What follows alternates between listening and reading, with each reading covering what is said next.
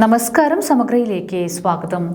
നിലമ്പൂരിൽ ഭരണവിരുദ്ധ വികാരം ശക്തമായി പ്രതിഫലിച്ചെന്ന് മുസ്ലിം ലീഗ് സംസ്ഥാന പ്രസിഡന്റ്.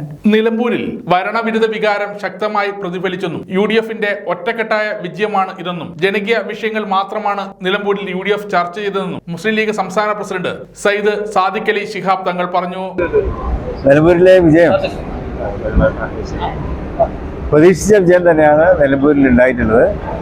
ഒറ്റവാക്കിൽ പറഞ്ഞാൽ നിലമ്പൂരിലെ രാഷ്ട്രീയ വിജയമാണ്. ഐക്യ ജനാധിപത്യ UDFന്റെ രാഷ്ട്രീയ വിജയമാണ്. ഇത് നിലമ്പൂരിലെ ജനങ്ങളുടെ മാത്രം അഭിപ്രായമായിട്ടല്ല, ഇത് കേരളത്തിലെ മുഴുവൻ ജനങ്ങളുടെയും ഒരു അഭിപ്രായത്തിൻ്റെ പ്രതിഫലനമാണ് നിലമ്പൂരിലെ ഈ തെരഞ്ഞെടുപ്പിൻ്റെ റിസൾട്ട് നമുക്ക് തരുന്നത്.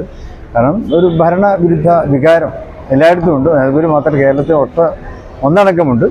അപ്പോൾ UDF പറഞ്ഞത് തന്നെയാണ്, വളരെ രാഷ്ട്രീയമായ കാര്യങ്ങളാണ് UDF അവിടെ പറഞ്ഞത്. ജനങ്ങളത് അംഗീകരിച്ചു.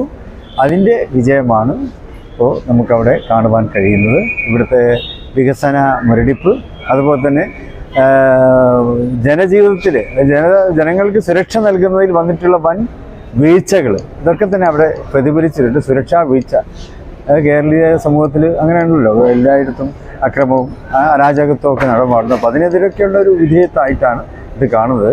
നിലമ്പൂർ ഞങ്ങൾ രാഷ്ട്രീയം മാത്രമേ പറഞ്ഞുള്ളൂ. അവിടെ മറ്റ് പലതും പറഞ്ഞ് അവിടെ വോട്ട് തട്ടിയെടുക്കാൻ ശ്രമിക്കുകയുണ്ടായി. അത്തരം ദുഷ്പ്രചരണങ്ങൾക്കൊന്നും അവിടെ വിലയില്ലാതായിരിക്കുകയാണ്. ജനങ്ങൾ യാഥാർത്ഥ്യബോധത്തോടെ പ്രതികരിച്ചു എന്നുള്ളതാണ് നിലമ്പൂരിന്റെ വിജയത്തിൽ. നിയമസഭാ തെരഞ്ഞെടുപ്പ് മുമ്പ് UDF ശക്തിപ്പെടുത്തണം. അൻവർ നേടിയതും ഭരണവിരുദ്ധ വോട്ടുകളാണ്. അൻവറിന്റെ UDF പ്രവേശനം UDF ചർച്ച ചെയ്യും. നിലമ്പൂർ സ്റ്റേഷനിൽ നിന്ന് UDFൽ കയറിപ്പറ്റാൻ അൻവറിന് കഴിഞ്ഞില്ല.